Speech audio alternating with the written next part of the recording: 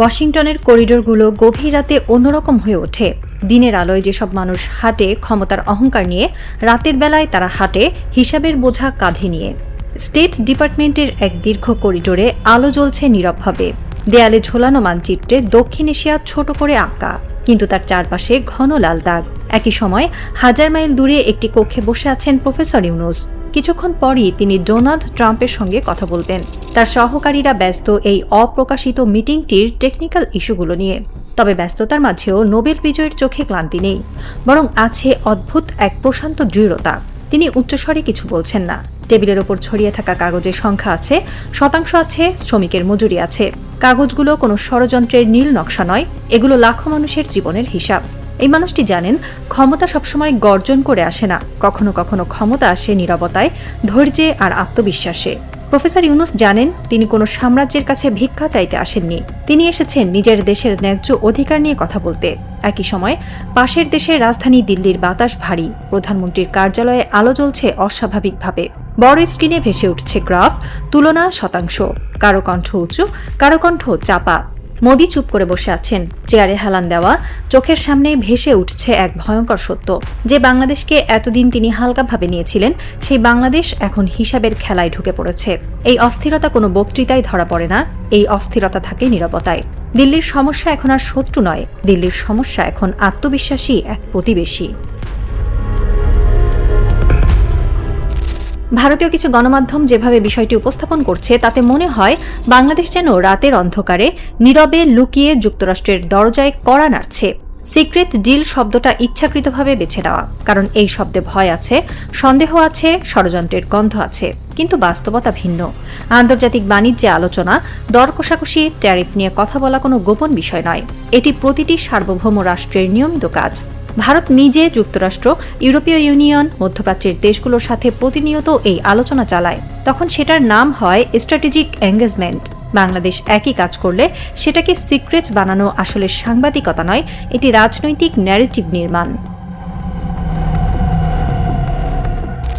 ভারত যুক্তরাষ্ট্রের সাথে যে সাম্প্রতিক বাণিজ্যিক চুক্তি করেছে, সেখানে ভারতীয় পণ্যের ওপর ট্যারিফ কমে 18% নেমেছে।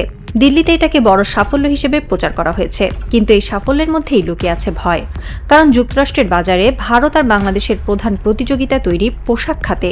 ট্যারিফের পার্থক্য 1 বা 2% হলেও বাস্তবে এর অর্থ কয়েক বিলিয়ন ডলারের অর্ডার। আন্তর্জাতিক রিটেইলাররা আবেগে সিদ্ধান্ত নেয় না, তারা নেয় অঙ্ক কষে।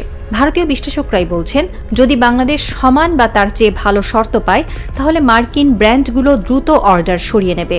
এই হিসাবটাই তাদের ঘুম কেড়ে নিচ্ছে।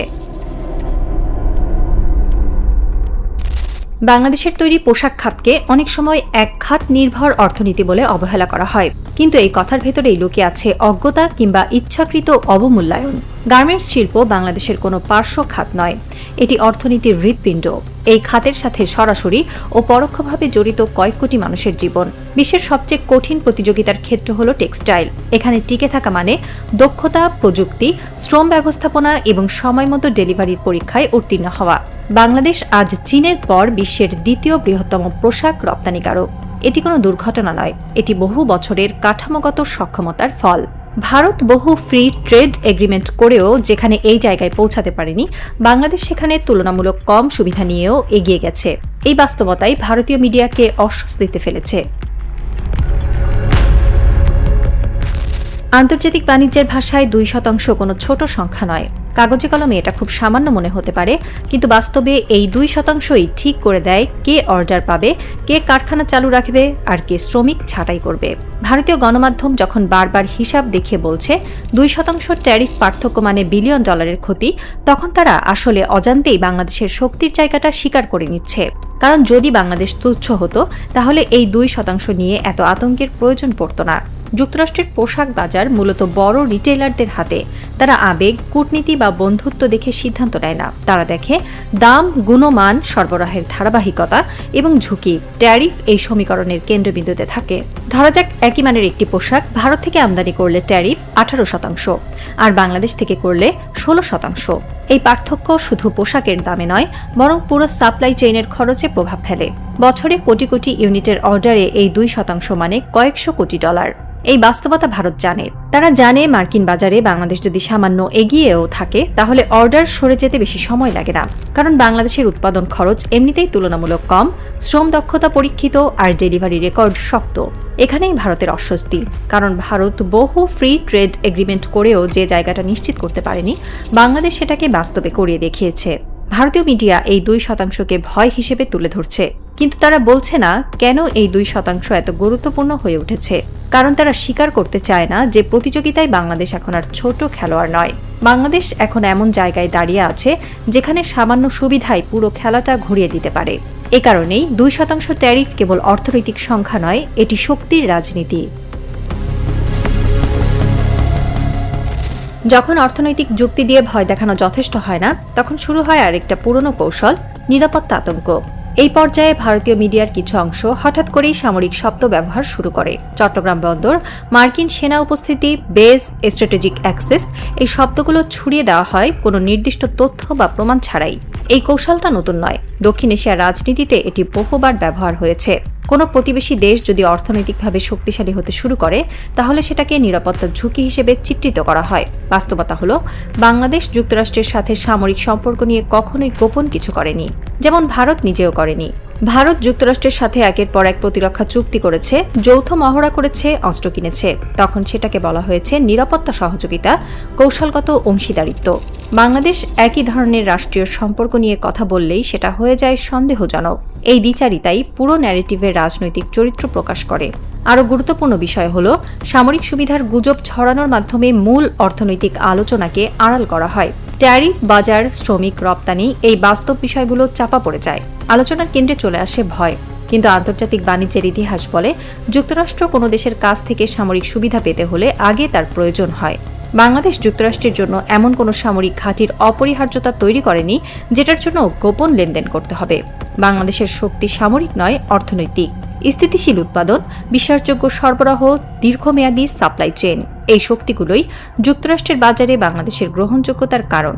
এখানে গোপন বেস বা সেনা উপস্থিতির গল্প বানানো আসলে নিজের ভয়কে অন্যের ঘাড়ে চাপানোর চেষ্টা।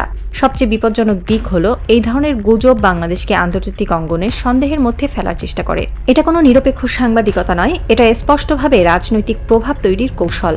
শেষ পর্যন্ত এই গুজবগুলো যত ছড়ানো হয়, ততই পরিষ্কার হয়ে যায় যে সমস্যাটা সামরিক নয়, সমস্যাটা হলো অর্থনৈতিক প্রতিযোগিতা, যেখানে বাংলাদেশ ধীরে ধীরে কিন্তু দৃঢ়ভাবে নিজের জায়গা শক্ত করছে। প্রফেসর ইউনুস জানেন সময় খুব কম। 12 ফেব্রুয়ারির নির্বাচন সামনে। এই সময়কে রাষ্ট্রকে নিরাপদ জায়গায় পৌঁছে দিয়ে যেতে হয়। তিনি জানেন এই ডিল কোনো ব্যক্তিগত অর্জন নয়, এটা এমন এক মুহূর্ত যেখানে বাংলাদেশ নিজের ভবিষ্যৎ নিজের হাতে তুলে নিচ্ছে।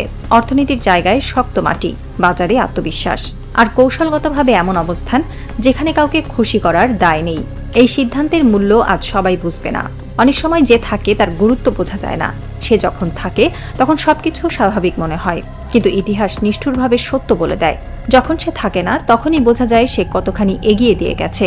আগামী বছরগুলোতে কেউ ফিরে তাকাবে, দেখবে এই সময়টায় বাংলাদেশের অর্থনীতি কেন এতটা স্থিতিশীল ছিল, দেখবে বৈদেশিক বাজারে কেন বাংলাদেশের অবস্থান বদলে গিয়েছিল, দেখবে সামরিক ও কৌশলগত জায়গায় বাংলাদেশ কেন আর কারো ছায়ায় দাঁড়িয়ে ছিল না। তখন নামটা উঠে আসবে নীরবে, স্পষ্টভাবে, প্রফেসর ইউনুস।